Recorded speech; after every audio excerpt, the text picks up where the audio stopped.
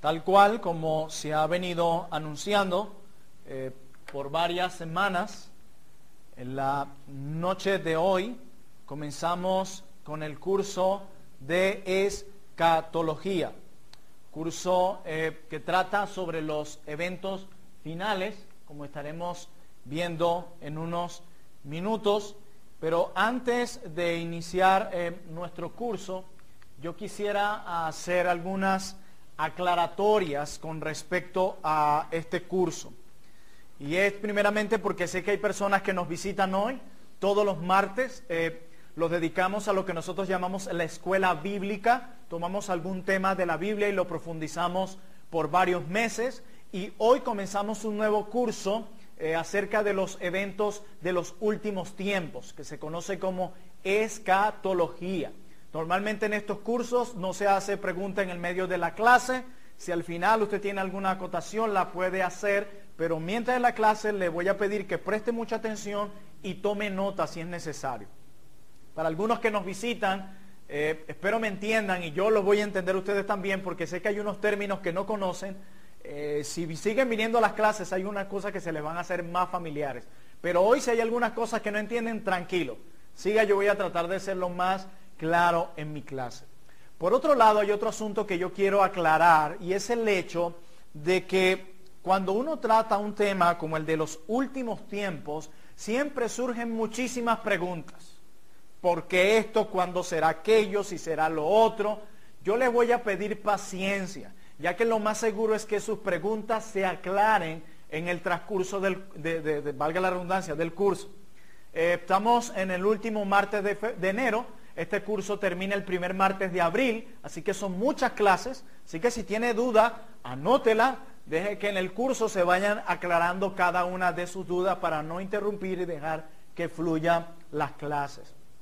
Por otro lado, también quisiera aclarar que nuestra idea en este curso, tanto la mía como la del pastor Rubén, no es dar una explicación extensa de todos los asuntos de la escatología. No. Más bien esta serie es una serie que viene de un corazón pastoral. Más va a ser un curso de manera pastoral, donde estamos tratando específicamente con aquellas necesidades de nuestra iglesia. Por eso vamos a obviar muchos temas, muchos puntos que ahora mismo no consideramos relevantes. Por eso les voy a pedir que entiendan que no vamos a tocar cada detalle, sino lo que consideramos puntual. Estamos pensando en trono de gracia, en nuestro contexto, las necesidades. Por eso es una serie más pastoral que académica en un sentido, aunque vamos a apelar al intelecto y vamos a tomar nota y ver fechas y muchas cosas. Les voy a pedir mucha paciencia y que entiendan el foco y el propósito de este curso. Lo primero que quisiera exponer aquí, mis amados hermanos, en esta introducción de este curso es lo que significa la palabra escatología.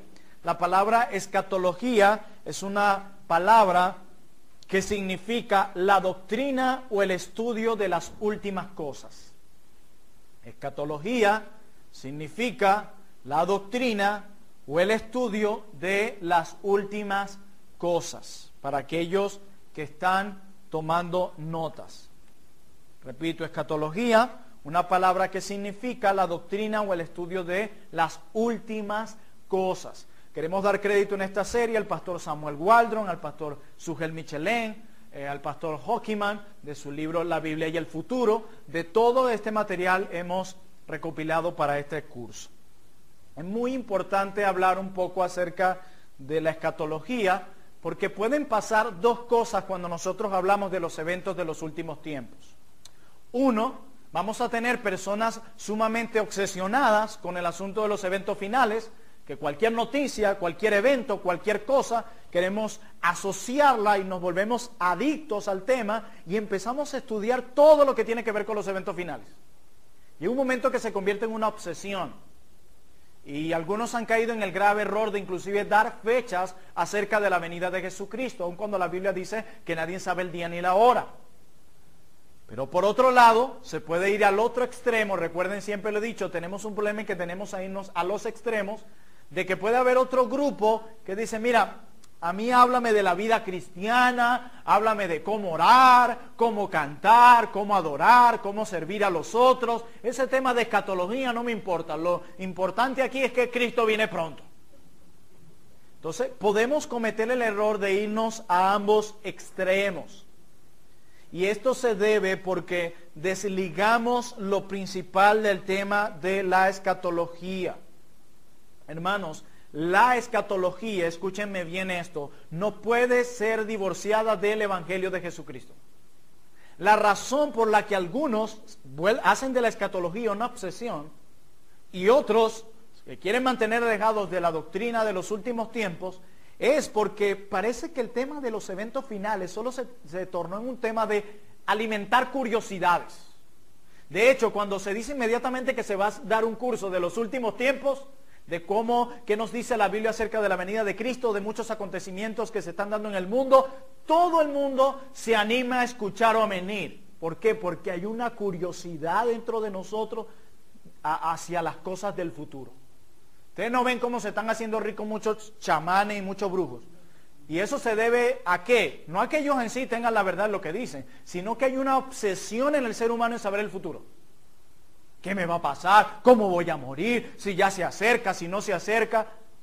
Y estos hombres lo que hacen es alimentar esa obsesión que tienen muchos por el futuro, olvidando que solo Dios conoce el futuro. Entonces, yo no quiero que desliguemos el Evangelio de la doctrina de los últimos tiempos. ¿De qué se trata de la escatología? De la venida de nuestro Señor Jesucristo, ¿cierto? ¿No es de Cristo? Tiene que ver con la derrota de los propósitos destructivos de Satanás y con la victoria de los propósitos redentores de Dios. Quiere decir, tiene que ver con el Evangelio. El que viene por segunda vez es Cristo, quien murió por nosotros en la cruz. Viene a derrotar los propósitos destructivos de Satanás. La escatología nos habla de la victoria de los propósitos redentores de Dios. Por lo tanto, la escatología está totalmente relacionada y unida con el Evangelio. No podemos sacar a Cristo de aquí. El Evangelio es Él, Cristo y su plan redentor, el centro de la escatología. Si tú sacas a Cristo de la escatología, solo esto se volverá un simple conocimiento académico. No, se trata de Él. Él es el que vendrá. Y vendrá por su iglesia. Así que la doctrina de los últimos tiempos tiene que ver con el Evangelio de nuestro Señor Jesucristo.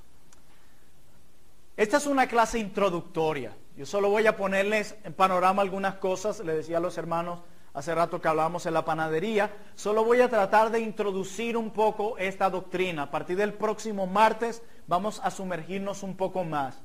Y en esta clase en particular, aparte de dar esta introducción, de tener en cuenta que el Evangelio está relacionado con la doctrina de los últimos tiempos, quiero que veamos algunas posiciones históricas de la escatología y en último, cuál debe ser el propósito para nosotros ver este curso. Vamos a ver algunas posiciones escatológicas que han surgido a lo largo de todos los tiempos. Para aquellos que tienen muchos años en la Iglesia de Cristo, saben que la doctrina más común que se escucha acerca de los últimos tiempos es la idea de un rapto secreto, la más común. Se ha hecho muy popular en muchas películas.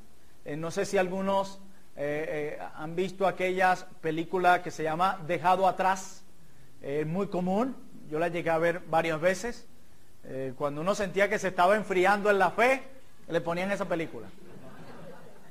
Algo del infierno o de que Cristo venía y dejaban la ropa tirada y tú no sabes para dónde se fue la gente. Entonces te ponían eso y tú empezabas a volver a orar, a leer la Biblia. Entonces la escatología, ¿vieron? La divorcian del Evangelio y se convierte eso en una doctrina para sembrar miedo. Entonces, nosotros hemos visto en muchas de esas películas que de repente desaparecen un montón de personas, lo que se llama rapto secreto. La ropa queda allí y tú no sabes dónde está la gente. Todo el mundo se vuelve loco. Yo cuando yo abracé esta doctrina por muchos años y muchos de ustedes también. yo no solo fui dispensacionalista, que es lo que vamos a hablar ahorita, por mucho tiempo, sino que en el seminario teológico donde yo estudié dispensacionalista, leí muchísimo sobre el dispensacionalismo y defendí el dispensacionalismo. O sea, de la doctrina que yo voy a hablar en contra no es algo que me contaron, yo la creí y la conocí. Entonces, ¿qué es lo que pasaba con esas historias? Rapto secreto, queda la ropita en el piso, no se sabe dónde está la gente, y una de las cosas que me pregunté, y si eso pasa, mi mamá va a entrar en pánico. No empiezan a imaginarse lo que va a pasar con los demás. Y esta postura nos habla de que en ese rapto secreto, mientras la iglesia ha sido arrebatada en secreto, nadie sabe lo que pasó. Como vamos a ver, nosotros creemos en un rapto, mas no secreto, como lo plantean muchos. Y mientras se da ese rapto secreto, tenemos la aparición del anticristo, su imperio mundial, la reedificación del templo de Jerusalén, una tribulación de 7 años, luego una aparición gloriosa de Cristo y un reinado de 1000 años de Cristo en la tierra, todo ello teniendo que ver con el otro pueblo terrenal de Dios, o sea, Israel. Pero de eso vamos a hablar ahorita. Entonces, ¿qué es lo que pasa? Cuando tú lo único que has escuchado es rapto secreto, y que bueno, la construcción del templo, que ya están los mapas, que ya están las estructuras, de que el anticristo es Trump, de que el anticristo es el otro, porque sacan unas ideas de todos lados, de que el chip, de lo otro. Nosotros llegamos a pensar que esa es la única postura escatológica que existe. Por lo tanto, cuando nos presentan algo diferente a esto que acabo de mencionar, decimos, no, eso tiene que ser una mentira, tiene que ser una herejía, el pastor se volvió loco. Porque es lo único que hemos escuchado. Y todos aquí de alguna manera hemos sido dispensacionales. Y algunos oran porque si viene el Señor te va a quedar, ¿lo has escuchado?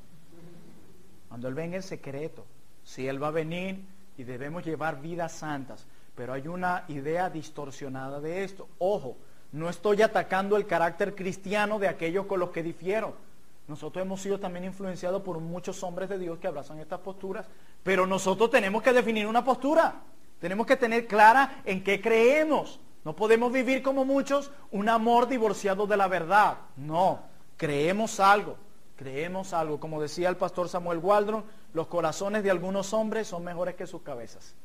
De repente tiene un buen corazón, son hermanos que amamos, pero hay cosas que no encajan con lo que creemos. Y yo voy a pasar aquí ahora a hablar de las posiciones escatológicas que existen, y ustedes se darán cuenta que la que ustedes conocen, que parece la más popular, no es precisamente la más histórica. ¿Ok? Y yo sé que aquí van a haber muchos términos. Yo sé que aquí van a haber cosas que ustedes no entienden, pero las voy a ir explicando. Por eso anoten. ¿Ok? La primera posición que existe es la posición dispensacionalista, conocido como dispensacionalismo. En escatología lo llamaríamos premilenialismo dispensacionalista. Ya nosotros en las clases de la confesión de fe que se dieron el año pasado y antes pasado, hablamos de lo que era el dispensacionalismo. Yo no voy a abundar mucho en esto. Si alguno de ustedes no vino a esa clase y quiere saber qué es el dispensacionalismo, podemos poner algún material a su disposición. Pero la primera posición que tenemos es el dispensacionalismo o premilenialismo dispensacionalista. Fácil, ¿verdad? Este también es conocido como premilenialismo dispensacional. Esta postura, que es la misma premilenialismo, pre-antes milenio, que es la misma que acabamos de mencionar aquí, dispensacionalismo o premilenialismo dispensacionalista. Noten lo que le agregué, premilenialismo dispensacionalista. No olviden que están unidas las dos, porque la vamos a ver luego separada. Premilenialismo dispensacionalista. ¿Qué es el premilenialismo? Bueno, el premilenialismo afirma que Cristo regresará antes del milenio profetizado en Apocalipsis 20. Por eso es que al principio lo puse a leer Apocalipsis 20. Todo gira en torno a ese milenio que tiene Apocalipsis 20, del versículo 1 al 10 específicamente. Todo gira en torno a eso, si antes, después, durante. El premilenialismo, como su nombre lo explica, afirma que Cristo regresará antes del milenio profetizado en Apocalipsis 20. Los 1000 años de Apocalipsis 20 son 1000 años donde Cristo reina y Satanás se encuentra atado. Esa es la postura. La palabra milenio es el término latín que significa 1000 años. ¿Ok? ¿Entendemos eso? Ok, muy bien. Ese es el premilenialismo. ¿Qué afirma el premilenialismo? Que Cristo regresará antes o después del milenio. Antes, por eso está pre. Eso va a servir de guía. Y siempre va a estar el milenio. Todo gira en torno al milenio, a Apocalipsis 20. Entonces, ya que entendemos lo que tenemos premilenialismo, vamos a arrancar de lleno a la primera postura, que es el premilenialismo dispensacionalista. ¿Vieron la frase que le agregué? Premilenialismo dispensacionalista. Además de ser premilenial, también enseña que la historia está dividida en dispensaciones. Por eso se llama dispensacional. No importa cuál sea la persuasión escatológica que usted tenga, el dispensacionalismo es más específicamente el punto de vista de que Dios está llevando a cabo programas alternativos en esas distintas dispensaciones.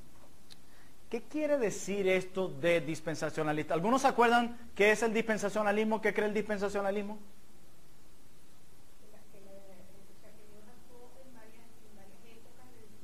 Ok, pero ¿qué más? ¿Algo muy resaltante del dispensacionalismo? ¿Cómo?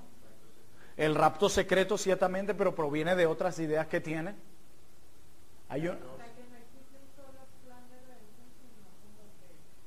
No tanto por ahí. ¿Qué iba a decir, José? Que hay dos pueblos, el pueblo de Israel visto como Ok. nación santa y el pueblo Ok. Exacto, que Dios afirma el dispensacionalismo, que Dios tiene un plan para la nación judía y un plan para los gentiles, y la iglesia tiene otro plan. Separa. ¿Sí me entienden? O sea, no que Dios tiene un pueblo, sino que Dios tiene dos pueblos, y a lo largo de los tiempos Dios ha tratado de diferentes maneras, no de una misma manera, con estos pueblos. Entonces Dios tiene dos planes. Uno para la nación judía, israelitas, y otro para los gentiles y la iglesia, otro plan. ¿Entendemos eso? Entonces ya vamos entendiendo qué quiere decir premilenialismo dispensacionalista. Está también íntimamente relacionado este plan con la teoría del rapto secreto que decía nuestro hermano Rubén. Está íntimamente relacionado con esa idea. Como el rapto secreto, lo que yo les acabo de mencionar. Esa venida de Cristo en secreto, se lleva a los suyos. Nadie supo que Cristo vino. Luego supuestamente Cristo vuelve por tercera vez, sería así. Y viene ahora por los israelitas, y luego ahí donde todo le verá. O sea, ya no serían dos venidas, sino tres. Esta teoría enseña que la venida de Cristo tiene dos etapas. La primera etapa es una venida secreta de Cristo, donde Cristo sacará a la iglesia del mundo, y que la segunda venida le pondrá fin al gobierno del anticristo, y que también introducirá un reinado del milenio. El dispensacionalismo separa a Israel de la iglesia. ¿Vemos eso? Hay una separación. O sea que hay un regreso de Cristo en ¿cuántas fases? No, pero hablando de la que viene. Dos fases, que sería esta secreta y sería una pública. Voy a tratar de ser lo más práctico y sencillo aquí. Pero la separación más marcada del dispensacionalismo, o la característica más marcada, es la separación entre la iglesia e Israel. Esa es la idea más marcada aquí. Por eso es que ellos tienen la idea que Cristo viene en secreto, se lleva a la iglesia, luego viene públicamente y se lleva al resto de Israel. Siempre Israel es el centro. Algunos lo que han llamado que Israel es el reloj profético. Cualquier evento que sucede en Israel pone a temblar a un dispensacionalista inmediatamente. Ahora ya tenemos la primera postura, ya tenemos una idea breve. Estas se van a ir desarrollando a lo largo de cada clase. Pero ya tenemos una idea de qué es el premilenialismo dispensacionalista. Pasamos a la siguiente. Premilenialismo histórico del pacto. ¿Cuál es la diferencia? ¿Qué frase se añadió diferente a la anterior? Histórico del pacto. Hay solo dos maneras de interpretar la Biblia, ¿se acuerdan? ¿Cuáles son? no, más, de una manera más amplia. Hay solo dos maneras en las que tú puedes ir a la Biblia, de hecho son las posturas teológicas más marcadas. Dos. Hermano, está fácil. Teología del pacto y dispensacional. No hay otra manera de interpretar la Biblia. Lo vimos en Confesión de Fe. Solo dos maneras. O sea, tú puedes ver una persona, tú dices, tú eres dispensacionalista, tú sabes cómo va a interpretar la Biblia. Tu teología del pacto, la que creen los bautistas reformados y presbiterianos, ya tú sabes cómo van a interpretar la Biblia. ¿Ok? Los que tienen más similitud en esta idea son los bautistas y reformados y los presbiterianos. ¿Ok? Pero esas son las dos maneras. Teología del pacto y dispensacional. Quiere decir que este es un premilenialismo distinto al anterior, ¿verdad? ¿Por qué? Porque es histórico y del pacto. Esta postura afirma, al igual que el anterior, de un regreso de Cristo antes del milenio. Pre, sigue ahí el prefijo pre. Al llamarse premilenialismo histórico, está diciendo que el otro premilenialismo es más reciente que este. Aquel dispensacional es más nuevo, ¿cierto? Si este se llama histórico es porque es más antiguo. Eso quiere decir que esta postura no tiene nada que ver con el dispensacionalismo. No podemos colocarlos igual. Lo único que tienen idéntico es que afirman el regreso de Cristo antes del milenio. Lo único que tienen parecido, perdón. Y a este también se le ha llamado premilenialismo del pacto. Lo cual lo asocia con ¿qué? Si es llamado premilenialismo del pacto, ¿se asocia con qué? Con la teología del pacto. Más fácil imposible. Con la teología del pacto. ¿Qué cree la teología del pacto? Algo práctico. Sencillo. Ya vimos lo que cree el dispensacionalismo. Solo pueblo, así es, un solo pueblo. Así es, un solo pueblo. Tenemos allí, que eso queda totalmente claro. El premilenialismo histórico y del pacto no separa a Israel y a la iglesia. Que eso sí lo hace el dispensacionalismo. Eso es lo que le hace la diferencia, porque en nuestra teología del pacto no separamos a Israel de la iglesia. Esta postura, como sabemos, enseña que la iglesia es el nuevo Israel de Dios. Esta postura, premilenialismo histórico del pacto, enseña que la iglesia es el nuevo Israel de Dios y rechaza la distinción entre lo que es la iglesia y lo que es Israel. Y eso es lo que hace la teología del pacto. La teología del pacto no ve que Dios tiene dos pueblos, sino un solo pueblo. Lo que expone Pablo en Efesios capítulo 2 y Efesios capítulo 3. Así es. Esta postura, por supuesto, rechaza el rapto secreto.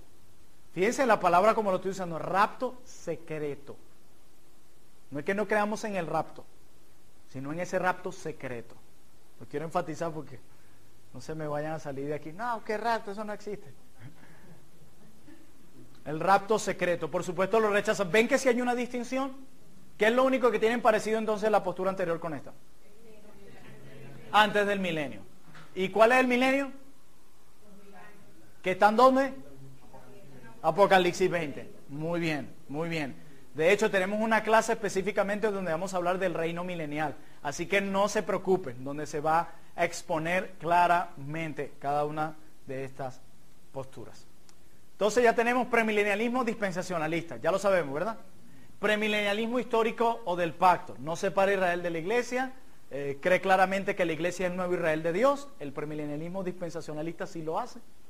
Y vamos a la siguiente postura, el amilenialismo.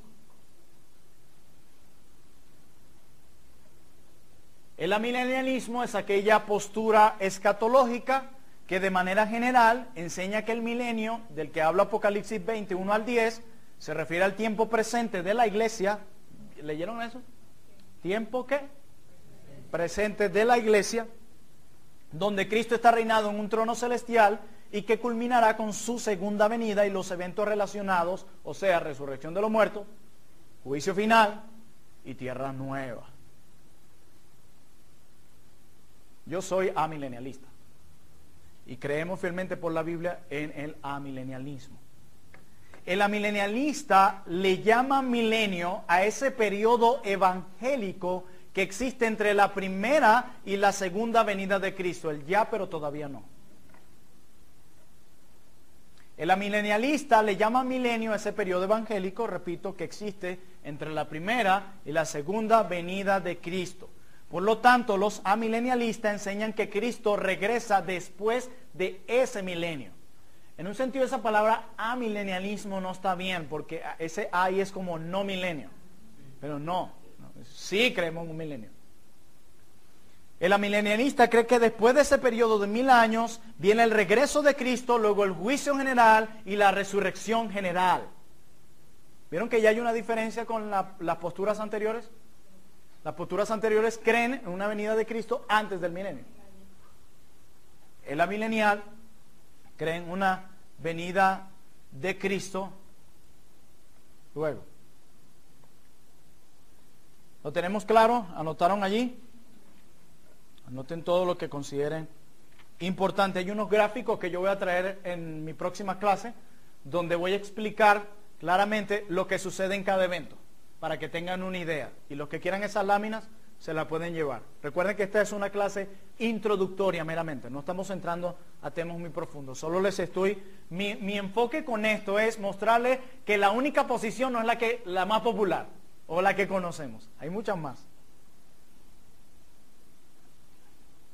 Anoten todo lo que puedan allí, los textos. Si quieren vamos a dejarla al final para que fluya allí la clase. De hecho, normalmente hoy pueden surgir muchas preguntas, como les decía al inicio, muchas de sus dudas se van a desarrollar a lo largo del curso. Esto es solo una breve introducción. Entonces, repito, amilenialismo enseña en consecuencia que Cristo regresa después de que ese milenio sea completado. A su regreso ocurre el juicio general, la resurrección general y comienza el conocido estado eterno. Ahora tenemos la última posición, el postmilenialismo. El postmilenialismo afirma que el regreso de Cristo sucederá después del milenio. Así que en un sentido el amilenialismo es postmilenial.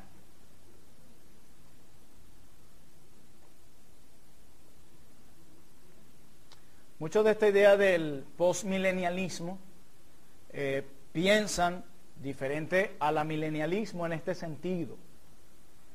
Esta postura cree que ese periodo del milenio será un periodo de oro, de bendición, que habrá abundancia material antes de la venida de Cristo. Rechazamos totalmente esa idea porque no concuerda con lo que la Escritura enseña. Entonces ya tenemos, ¿cuáles son las posturas? Primera, premilenialismo dispensacionalista, ¿cierto? ¿Qué afirma? Antes del milenio. ¿Y qué más? Dos pueblos. Cristo tiene un plan especial para la nación de Israel y uno para los gentiles y la iglesia. O sea, llega un momento aquí donde Israel se vuelve más el centro que Cristo casi. Dos, premilenialismo histórico o del pacto. ¿Qué afirma? Antes del milenio. ¿Y qué más? Y un solo pueblo. La iglesia es el Israel espiritual. Ok. No hace separación. Por eso viene la teología del pacto. El amilenialismo. Amén. La era evangelística.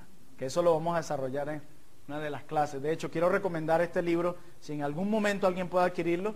Una teología escatológica sencilla, se llama El fin de los tiempos, de Samuel Waldron. Si no, hay uno que está en digital de Hickeman, que se llama La Biblia y el futuro. Yo se lo puedo pasar. Se lo pueden conseguir. El que quiera profundizar más. Si no, quédese tranquilito que tenemos 3 meses suficiente para eso. ¿Y el postmilenialismo qué afirma? Así es, que el regreso de Cristo será después de esos 2000 años. ¿Qué nos afirma esto, mis amados hermanos? Que la única postura no es el dispensacionalismo, que la única postura existente no es el rapto secreto. Creemos que eso es lo único que existe. No, de hecho, esa es la postura más nueva. Esas son las posturas más antiguas, la que afirmó la iglesia. De hecho, quisiera presentarles ahora algunos predicadores conocidos y sus posturas escatológicas. Y ustedes se darán cuenta que no son posturas nuevas, a excepción del dispensacionalismo, y quiero aclarar que dentro del dispensacionalismo hay varias ramas también. ¿Ok? Entonces vamos a ver, por ejemplo, conocen a Jonathan Edwards, ¿verdad? ¿Qué creen que era Jonathan Edwards? Era postmilenial. ¿Qué creía entonces Jonathan Edwards? ¿Que Cristo venía cuándo? Ajá, muy bien. ¿Qué creen que creía Juan Calvino? Amilenial.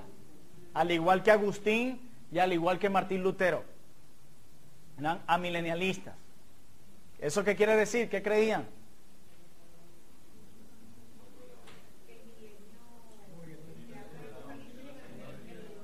Así es, así es. Muy bien. ¿Conocen a Charles Spurgeon? ¿Qué creen que era? Premilenialista histórico del pacto.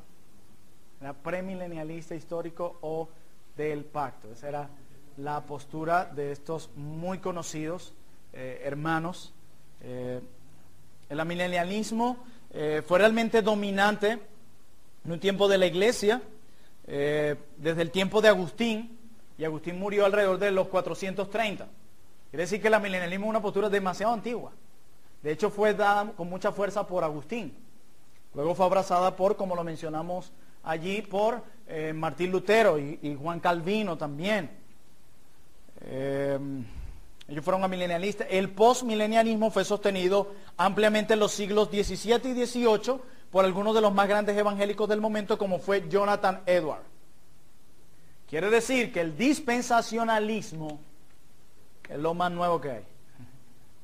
Es lo más nuevo que hay. O sea, que no es la idea que nos han vendido de que no, eso que tú crees nuevo. Eso no lo ha creído la iglesia. Y el dispensacionalismo, la denominación que más ha abrazado esto es el pentecostalismo. Así como muchas otras cosas nuevas que ha abrazado el pentecostalismo, como las nuevas revelaciones, las lenguas y todo lo demás. Qué casualidad que siempre se afinquen con lo novedoso. Pues yo quiero decirles hoy que lo que creemos como iglesia no puede ser lo más nuevo para algunos que ignoran la historia, pero es lo más antiguo y lo más consistente con la Biblia. De hecho, en un momento Spurgeon, hablando acerca de los dispensacionalistas, dijo algo como esto: incluso hemos escuchado afirmar que aquellos que vivieron antes de la venida de Cristo no pertenecen a la iglesia de Dios. Acuérdense que el dispensacionalista separa a Israel de la iglesia. Sigue siendo Spurgeon. Nunca sabremos qué es lo que tendremos que oír a continuación. Y tal vez es una bendición que esos disparates sean revelados de uno en uno para que podamos soportar su estupidez sin morir de asombro. Pues yo decía, ¿cómo pueden pensar eso? ¿Cómo pueden separar a la iglesia y a Israel como si Dios tuviera dos pueblos? ¿Cómo pueden creer que esto es lo más antiguo? No, todas estas posturas, algunas tienen varios asuntos en común. Por ejemplo, acerca de la iglesia e Israel. El premilenialismo histórico dice que la iglesia es el verdadero y no Israel, ¿verdad que sí? Eso es acerca de la iglesia de Israel. ¿Y qué dice el premilenialista dispensacionalista? Que la iglesia es distinta a Israel. En cuanto a la segunda venida de Cristo, el premilenialismo histórico dice hay un regreso post-tribulacional. Y el premilenialista dispensacional dice un regreso en dos fases. Una venida secreta y luego otra venida. O sea, estaríamos hablando de 3 venidas de Cristo. Eso en cuanto a eso. En cuanto a lo premilenial, pudiéramos decir que la única postura en ese sentido hay más relación entre el premilenialismo histórico, el amilenialismo y el postmilenialismo que con el dispensacionalismo. Porque la iglesia a lo largo de los siglos siempre rechazó esta idea. Y nosotros deberíamos rechazar esta idea. No es consistente con lo que la Biblia enseña. La Biblia no habla que Cristo tiene 2 pueblos. La Biblia habla que Cristo tiene un pueblo. La Biblia habla de una segunda venida, no de 3 venidas. Y es eso lo que vamos a desarrollar a lo largo de todo nuestro curso. Esto es solo una introducción. Podemos ver que no es la única postura el dispensacionalismo. Tenemos 4 posturas. El dispensacionalismo premilenialista es el más nuevo. El resto son los más antiguos. Ya vimos quiénes los han abrazado a lo largo de la historia, cuáles son sus ideas, sus posturas. Y por último lugar, yo quiero mostrarle cuál debe ser nuestra actitud en este curso. Acompáñenme a la segunda carta de Pablo a Timoteo. Segunda carta de Pablo a Timoteo.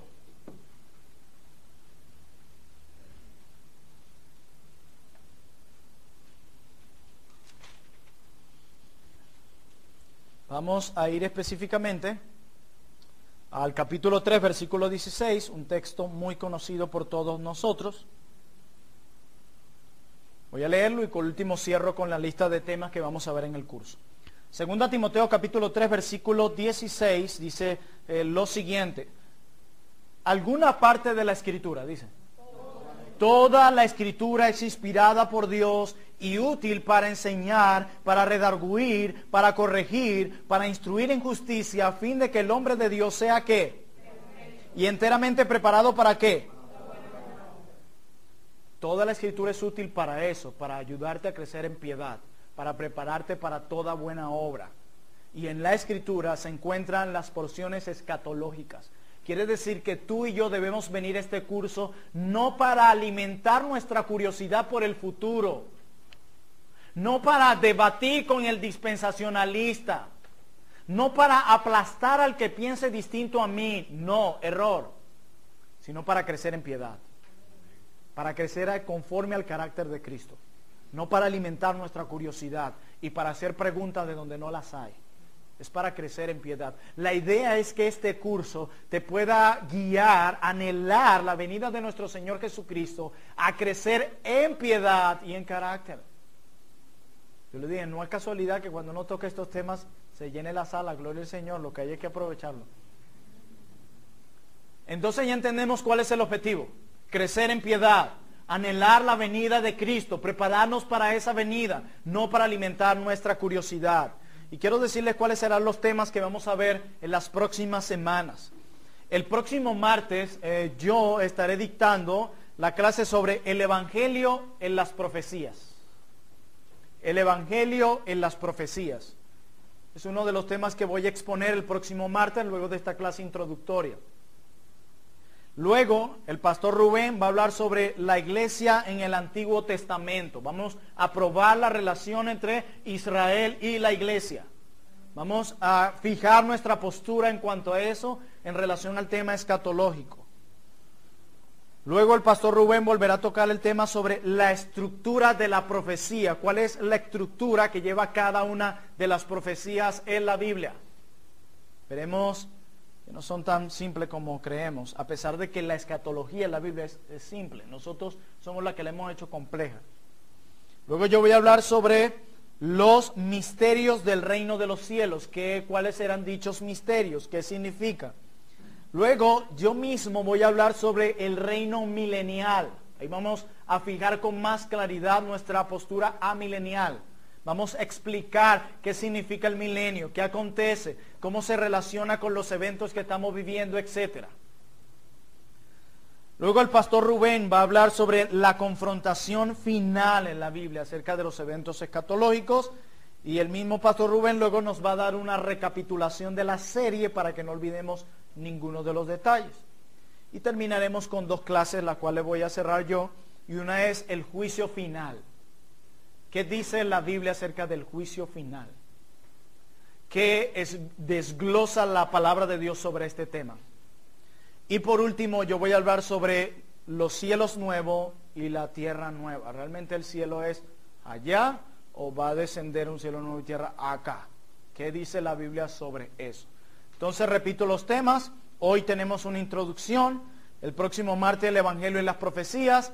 La iglesia en el Antiguo Testamento, la estructura de la profecía, los misterios del reino de los cielos, el reino milenial, la confrontación final, una recapitulación de la serie, el juicio final y los cielos nuevos y la tierra nueva. Amén. Vamos a orar, mis hermanos.